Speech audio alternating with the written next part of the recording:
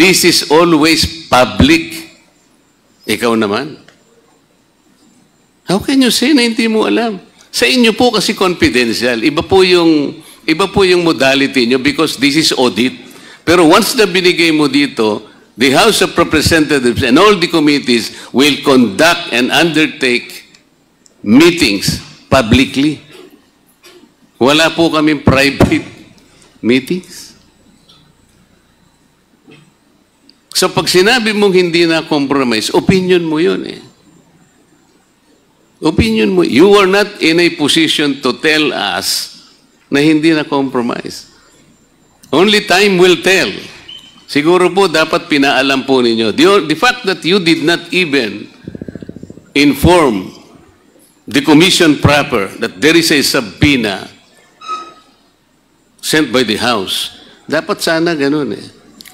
Mr. Chair, yung ICFAO po kasi directly reports to the chairperson. So the go signal was from the chairperson.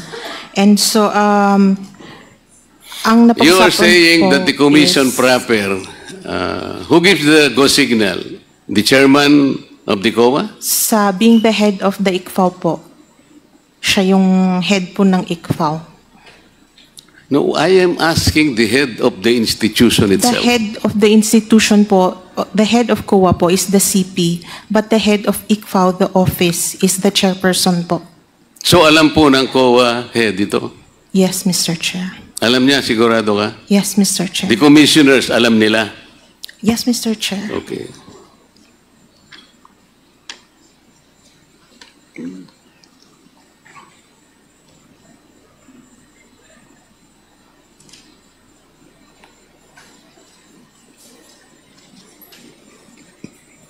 Narinig po ninyo yung bahagi ng mga interpellation ng mga kasama ko kanina. Most of it siguro, meron po kayong natatandaan. Most particularly, the interpellation of Congresswoman Luistro. Noon pong tinatanong niya yung certain La Chica was guilty of usurpation of authority. La Chica ba yun? Acosta po. Acosta, sorry. Sinabi niya, according to her, Acosta is even guilty of usurpation of authority of official functions. Narinig po niyo yun? Yes Kasi po, maring nakuha niya yung gawain na yun, allegedly, na hindi naman pala dapat na sa kanya yun. Noon pong hindi nyo inadvisean ang Committee on Good Government. Technically, part of your mission, part of your mandate on authority was usurped. Sila na po yung nagtatanong eh. Ang ginagamit po nila, yung mga dokumento, yung mga reports, and the papers na sa saligang batas, ang sinasabi, kayo po ang dapat mag-examine, kayo po ang dapat mag-audit, nobody else. So in a way, part of your function was usurped, technically. Tama po. Tama po, Mr. Chair, pero it does not mean tama po. Tama po, pero it does not mean po na we will just take it hook, line, and sinker. We will still audit based on what our standards are. I-conduct pa rin po namin yung audit na based sa amin po. O palagay natin. Paano kung hindi pareho ang outcome nyo? Paano hindi pareho ang conclusion nyo? What happens? I think we will stand by yung audit po ng COA. O ibig mo sabihin, yung outcome ng aking mga colleagues ay mali. Ang sinasabi ko kasi pwedeng hindi kayo magtugma eh. Because your procedure is different. The manner of questioning probably is not even personal. Passive ang sa inyo, active sila.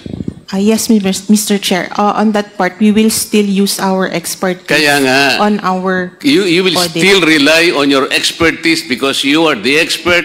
Kayo ang nakakaalam ng comprehensive program and plan. Kayo ang expert sa inyong mga fields. And the members of this committee Hindi sila expert. Yan ang ibig mo sabihin. Yes, Mr. Chair. Kayo ang expert. Sila hindi expert. Tama?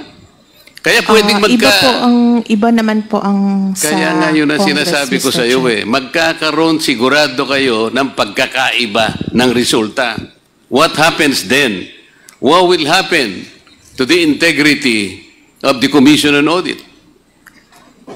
Sir, eventually, if ever man na mapunta po ito sa CP and then mapunta sa courts, even the courts can reverse COA po. Ang iniiwasan po kasi natin ay yung magkaiba po ng outcome. Pareho po yung ginamit. Ang mga papeles, ang mga report, lahat po ng dokumentong nakita naming inisa-isa at binusisi ng mga kasama ko are the same. Pero mag-iiba po kayo ng outcome. Mr. Chair, I believe ang outcome po from Congress is legislation, while ang sa amin po is yung result of audit po.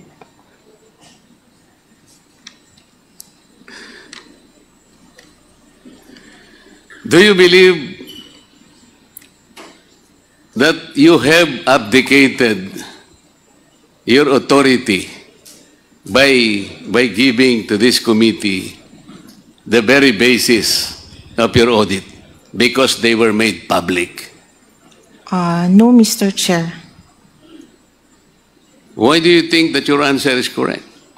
How about if you are wrong? We are still the auditors. You are still the auditor. Pero pinamigay po ninyo part of your function. That is the point.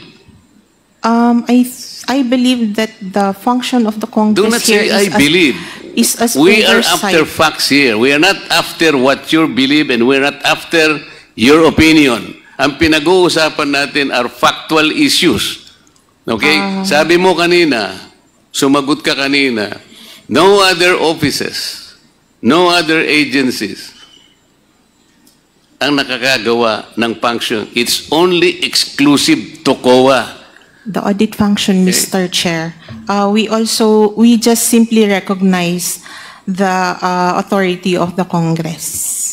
In simply recognizing the authority of Congress, you have wittingly or unwittingly surrendered part of your mandate because you expose the confidentiality of those documents which should have been preserved per your own rules and regulations.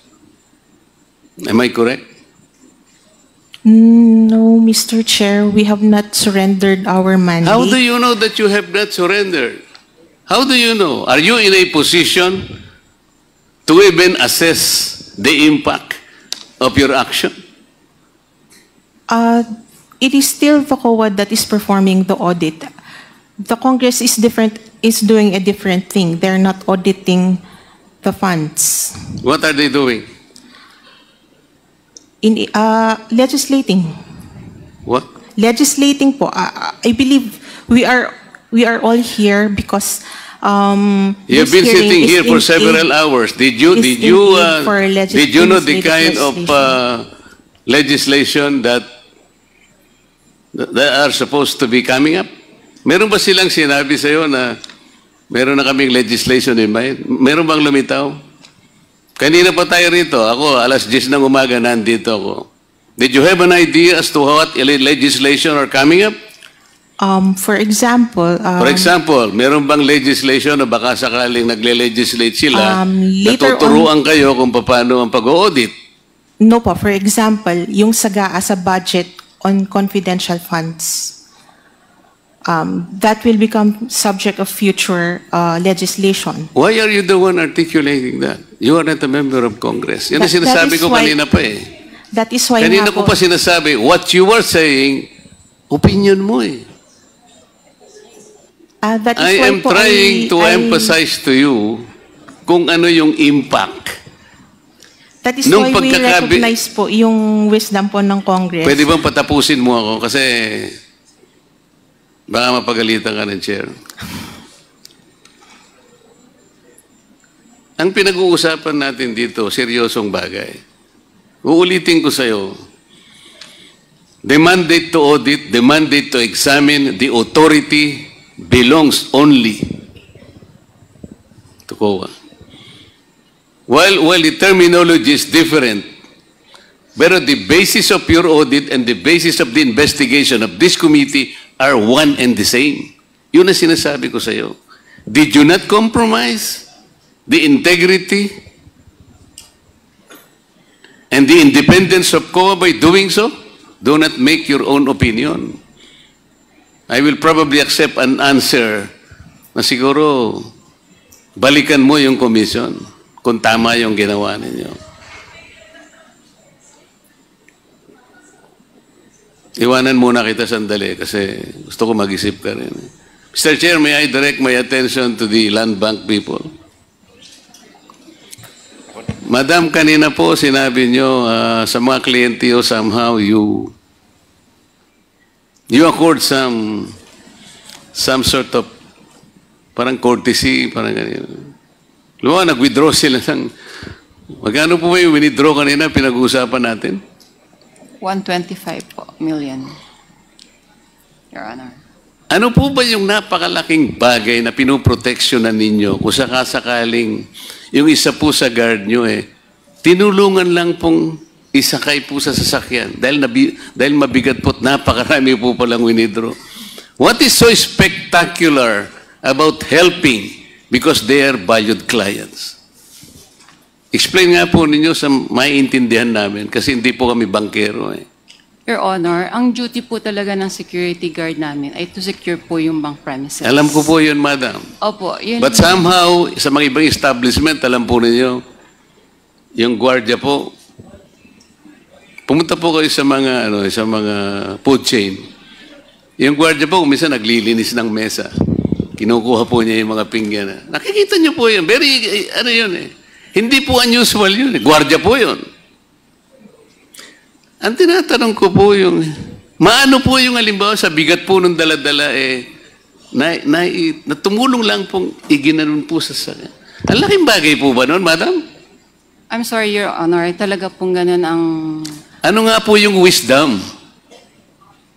Na kung bakit halimbawa pinagbabawalan niya yung gwardiya naman na to lift a finger just to help somebody dahil sa bigat po ng kanyang daladalang pera na isakay po doon sa kanyang sasakyan.